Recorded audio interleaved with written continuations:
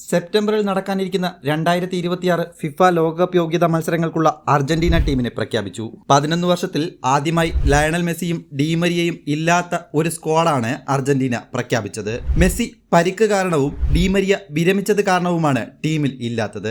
അടുത്തിടെ അവസാനിച്ച Copa America ഫൈനലിൽ കൊളംബിയക്കെതിരെയായിരുന്നു മെസ്സിയുടെ പരിക്ക്.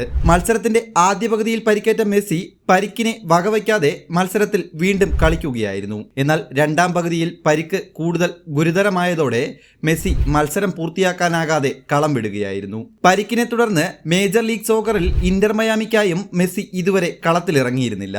താരം ലോകകപ്പ് യോഗ്യതാ മത്സരങ്ങൾക്കുള്ള ടീമിലേക്ക് തിരിച്ചെത്തുമെന്ന് ശക്തമായ റിപ്പോർട്ടുകൾ നിലനിന്നിരുന്നു.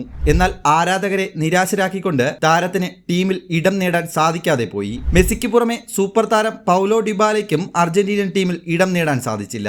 ഫ്രാങ്കോ അർമാനി, മാർക്കസ് അക്യൂന എന്നിവരും യോഗ്യതാ മത്സരങ്ങൾക്കുള്ള അർജന്റീന ടീമിന്റെ ഭാഗമല്ല എന്നതും ശ്രദ്ധേയമാണ്.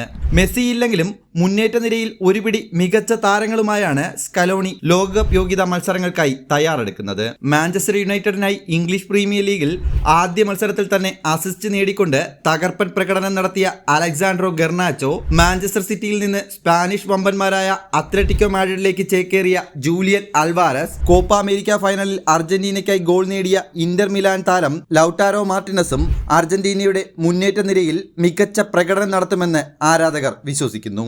സെപ്റ്റംബർ 6 ചിലിക്കെതിരെയും സെപ്റ്റംബർ 11 കൊളംബിയക്കെതിരെയുമാണ് അർജന്റീനയുടെ മത്സരങ്ങൾ. നിലവിൽ യോഗ്യതാ മത്സരങ്ങളുടെ പട്ടികയിൽ 6 മത്സരങ്ങളിൽ നിന്നും 5 വിജയവും 1 തോൽവിയുമടക്കം 15 പോയിന്റുമായി 1-ാം സ്ഥാനത്താണ് അർജന്റീന.